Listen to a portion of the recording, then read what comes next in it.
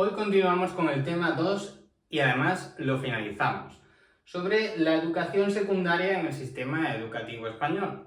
Hablaremos precisamente de esas enseñanzas que podemos encontrar dentro de la educación secundaria obligatoria aquí en España. Disculpe, profesor, ¿sería capaz de explicarlo comparándolo con un rascacielos? Un momento, sujétame la tiza y te explico.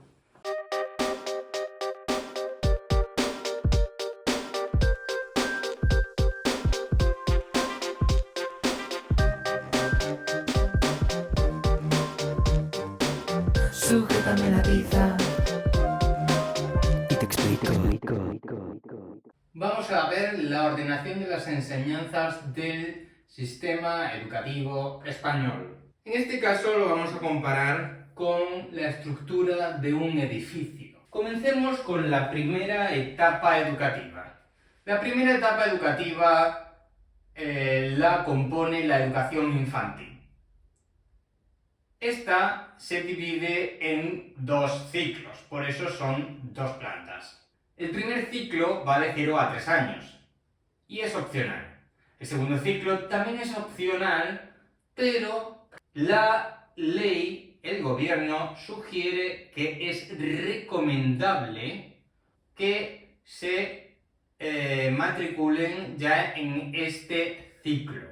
Además, todos los centros con fondos públicos tienen al segundo ciclo como una enseñanza gratuita. Es una etapa con identidad propia. ¿Esto qué quiere decir? Es una etapa muy diferente al resto. Si entramos en una clase de educación infantil, la vemos totalmente diferente a una clase de educación primaria. Siempre son clases más flexibles. Por ejemplo, no pasa nada si los niños se levantan.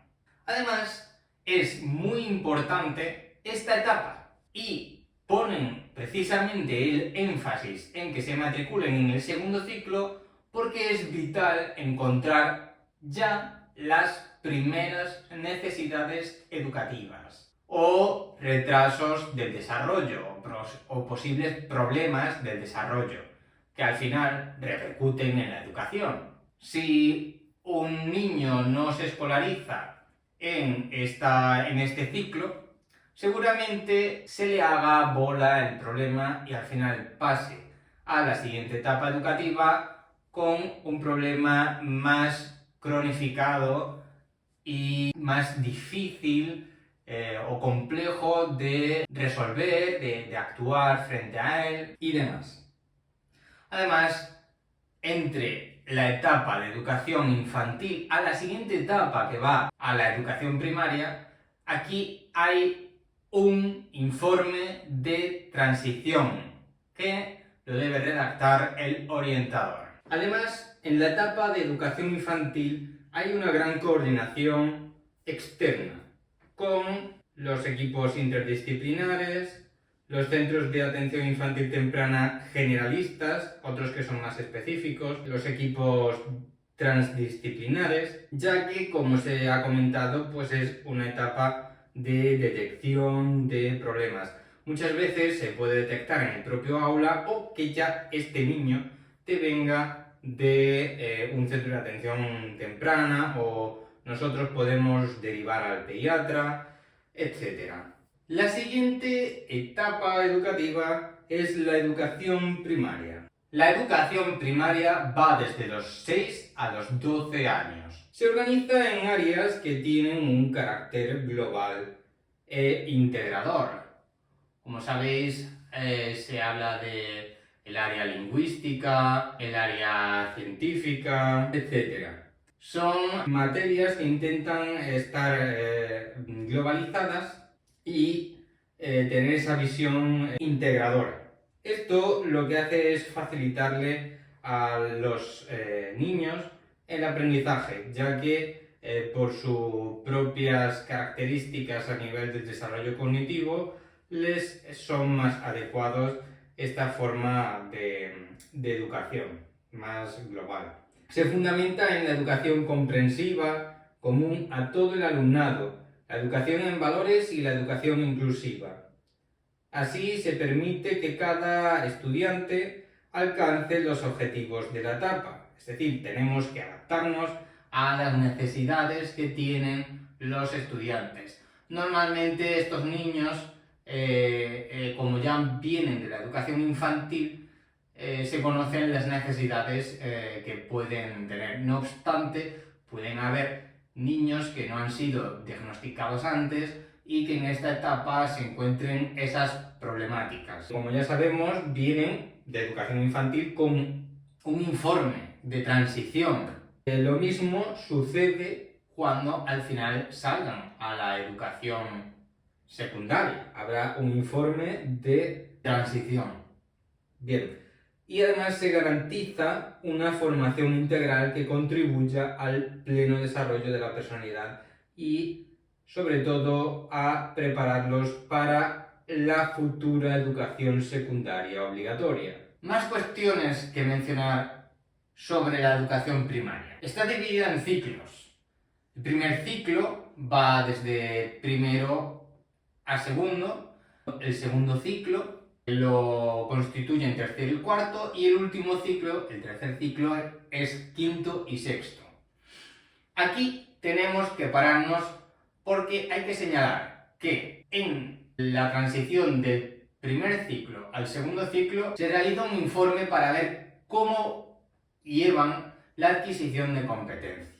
Y en el segundo ciclo al siguiente ciclo ya hay un informe, pero además hay una evaluación seria, una evaluación de esas competencias. Y después ya pasarían al último ciclo, hay un informe de las competencias, se le dan un banderín de las primeras competencias esenciales a nivel de educación primaria, un informe con esas competencias que se han adquirido, que el informe estará acorde con los resultados de lo que se evalúe. La cosa que no es una evaluación seria, no es una evaluación, aquí sucede como del primer al segundo ciclo. No se realiza una evaluación como tal, no es seria, sino que se evalúa para que se pueda realizar el informe. Sin embargo, desde el segundo al tercer ciclo sí hay una evaluación seria, una evaluación como tal, una evaluación que está reflejada en la ley.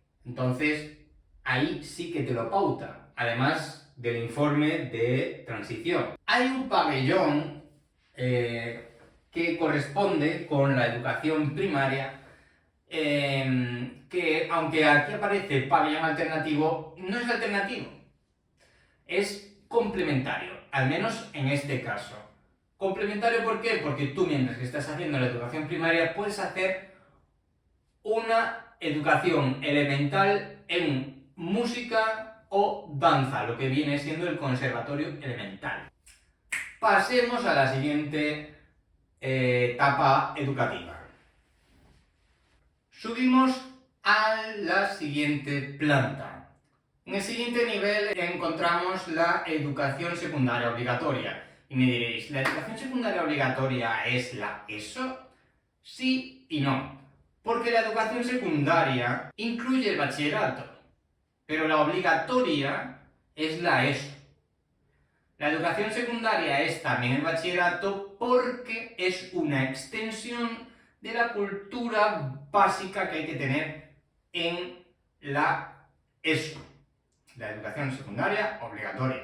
Así que vamos a meternos en faena con la educación secundaria obligatoria. Esta no se divide en ciclos, hay 4 cursos.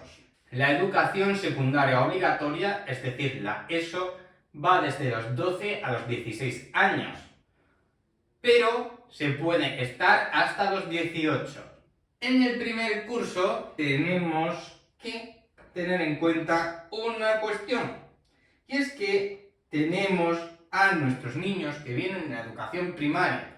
Hay una transición y para favorecer la adaptación se recomienda, ojo, no se obliga, sino se recomienda, y en ello insisten mucho, que los profesores se intenten coordinar entre ellos para seguir teniendo esa sensación de globalidad en cuanto a las materias. Es decir, intentar coordinarse por áreas, es decir, la asignatura de Biología y Geología, Física y Química y Matemáticas se coordinan en el área científico-tecnológica, Lengua y Inglés en el área lingüística. Pasamos al siguiente curso, segundo de la ESO. Al terminar el segundo de la ESO se realiza una evaluación y un consejo orientador.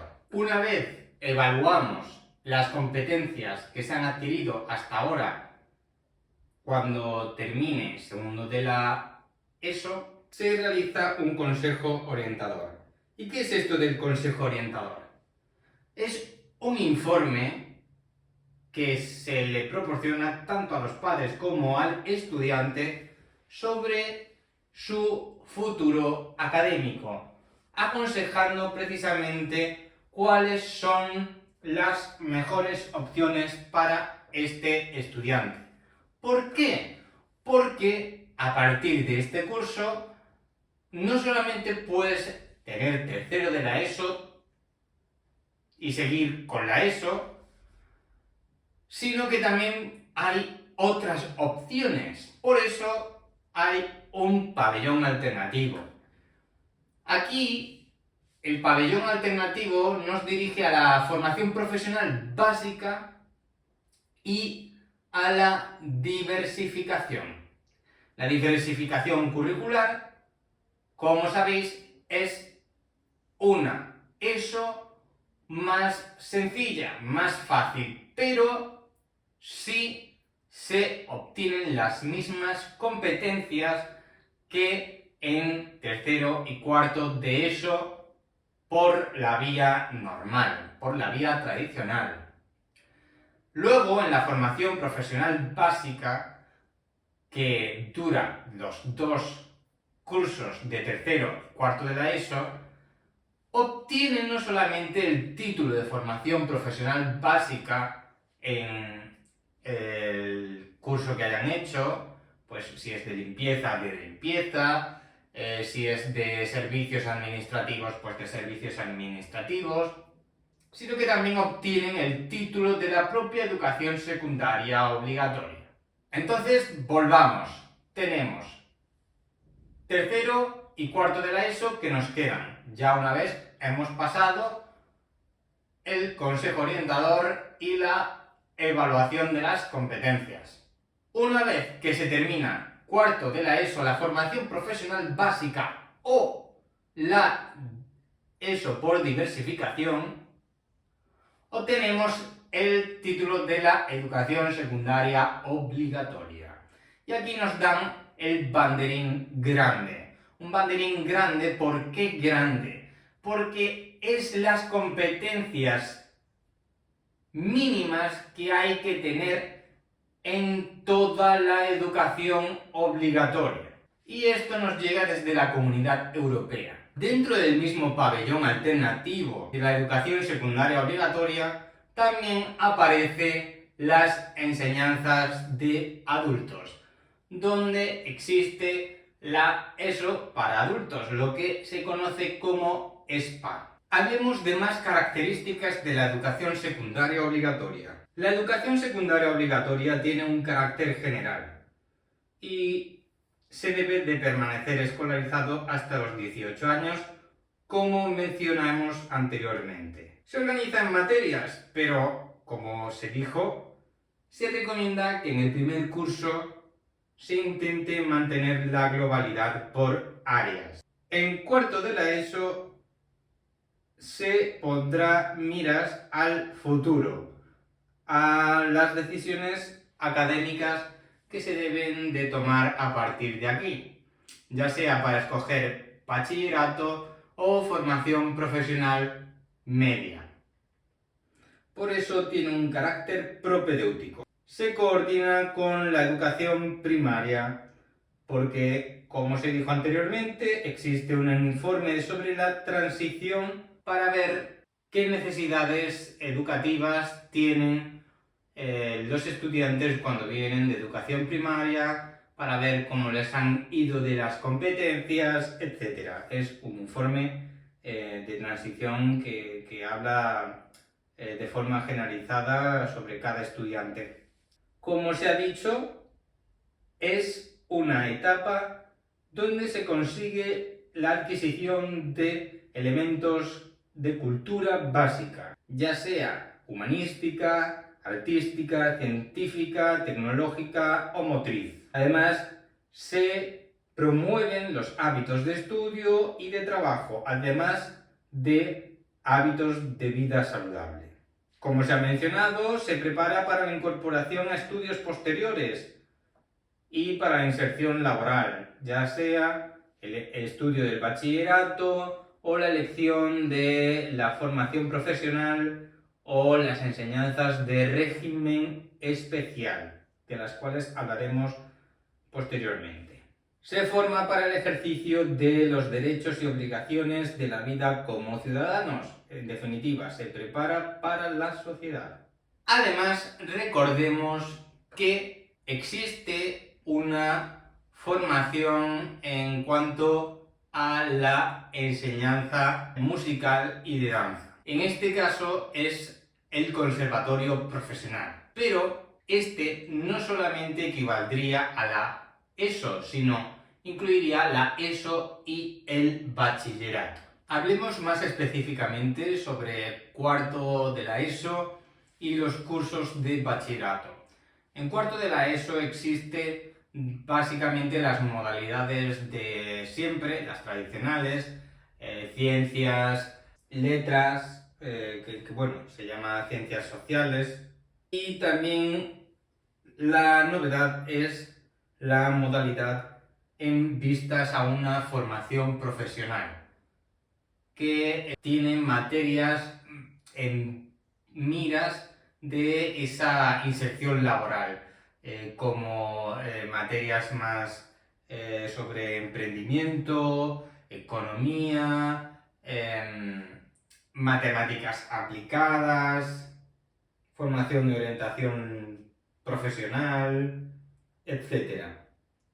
Y una vez pasamos al bachillerato, como sabemos, al terminar el bachillerato se puede elegir la formación profesional superior o el grado universitario. Por tanto, existen diferentes modalidades de bachillerato. No solamente existen la modalidad científico-tecnológica, las de ciencias sociales y humanidades, sino que hay dos modalidades de bachillerato de artes.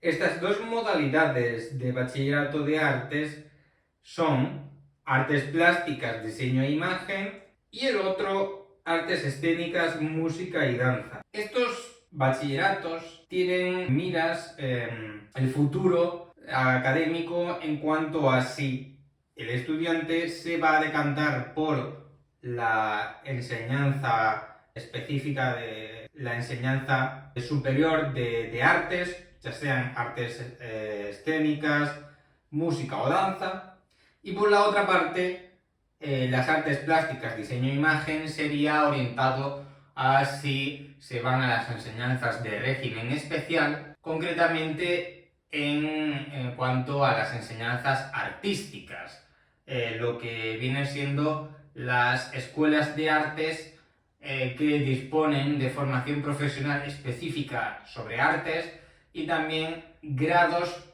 universitarios, artísticos, que solamente se ofertan en este tipo de centros.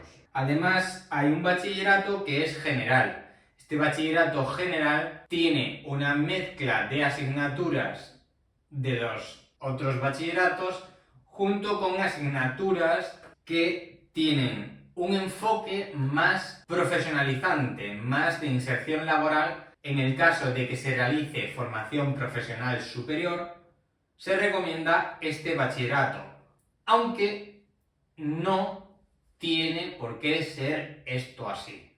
¿Por qué? Porque si volvemos al principio de flexibilidad, nosotros podremos cambiar de la modalidad de bachillerato, siendo primero bachillerato ciencias y después ser aplicado, y después ir a un grado y al final no ir a una formación profesional superior.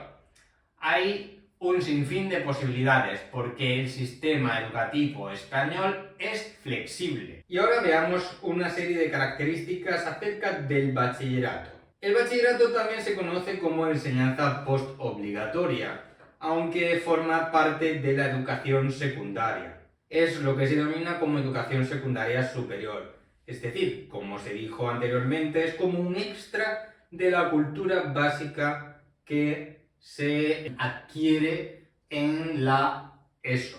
Además, esta educación secundaria superior no solamente la integra el bachillerato, sino que la formación profesional de grado medio también está incluida en ella.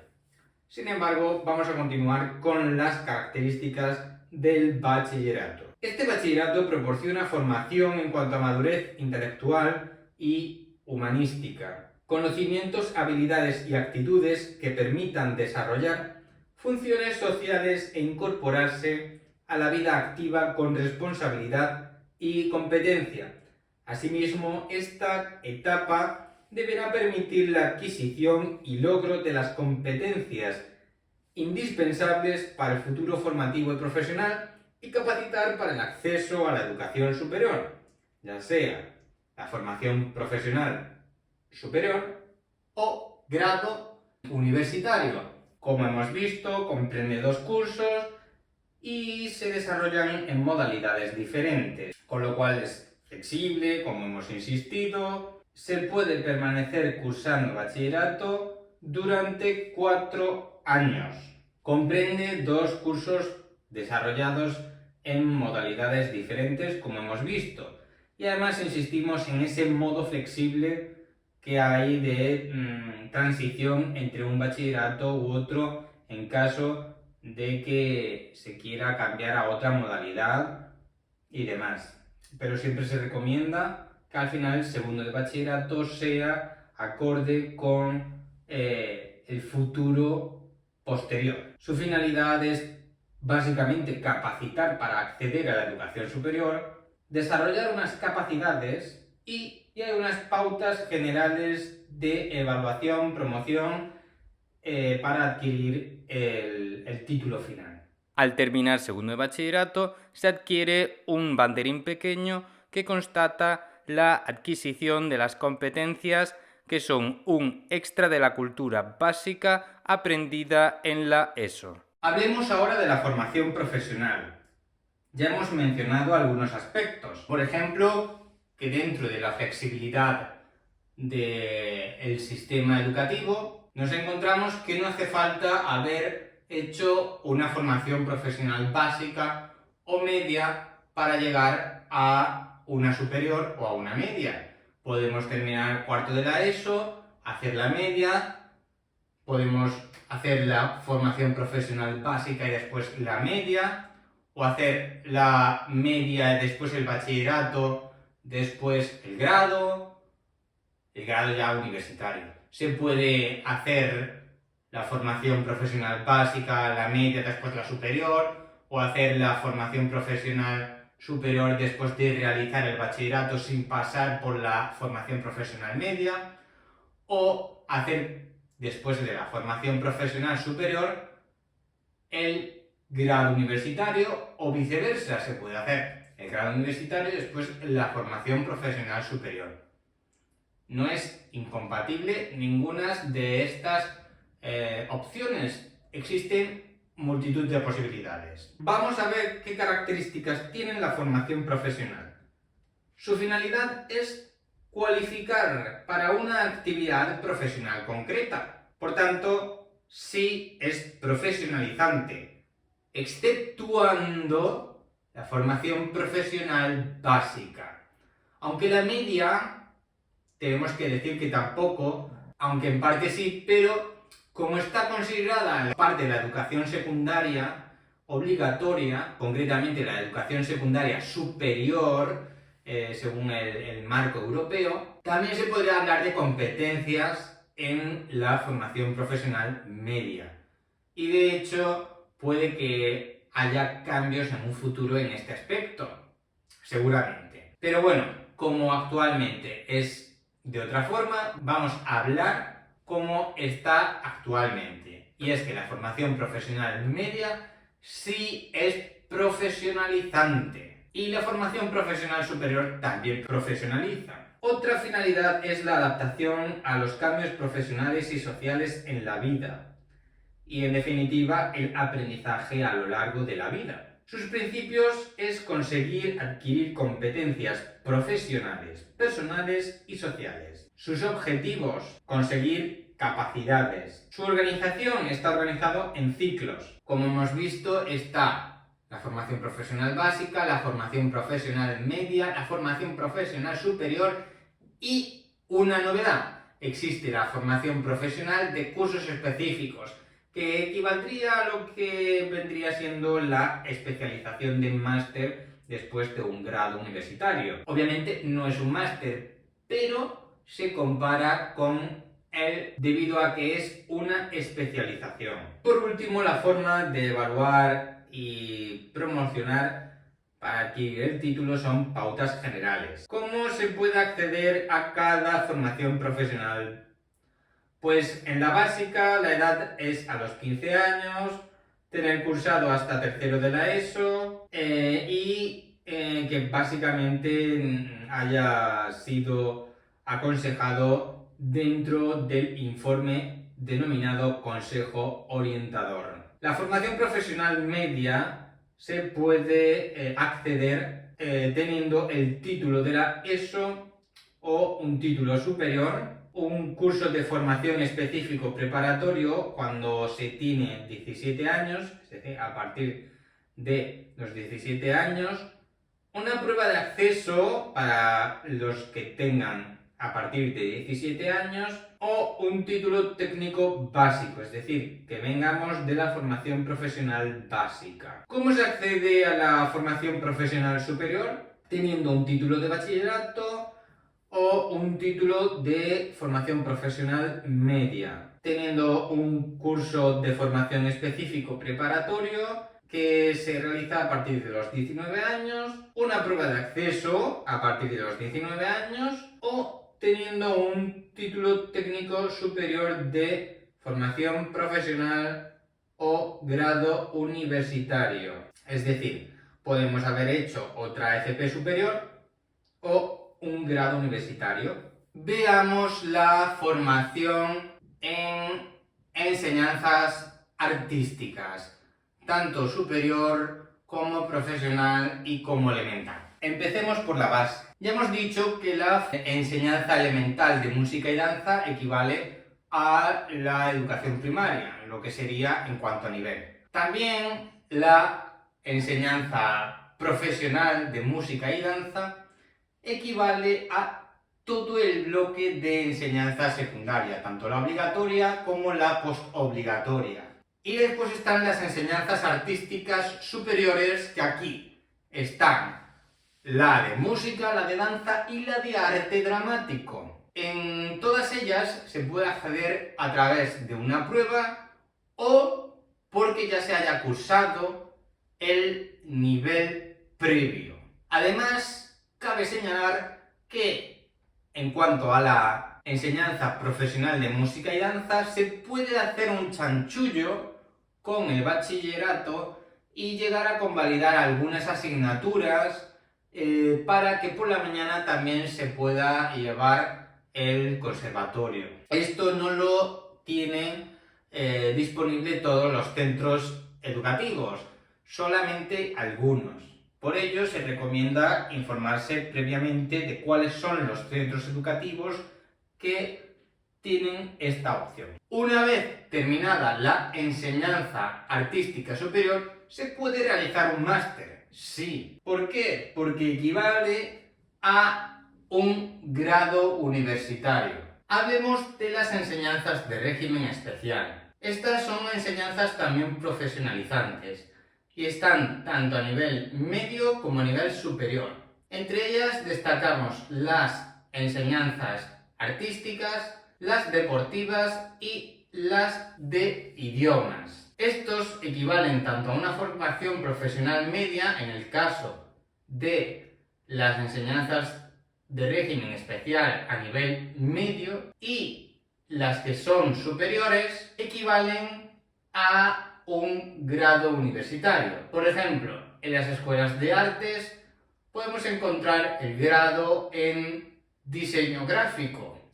Entonces, si terminamos esta enseñanza de régimen especial, podemos luego optar al máster, justo como lo puede optar una persona que haya estudiado un grado universitario. De esta forma, todos los que hagan una enseñanza de régimen especial salen con un título profesionalizante y optan a los másteres. Por último, señalar que la máxima enseñanza universitaria es la de doctorado.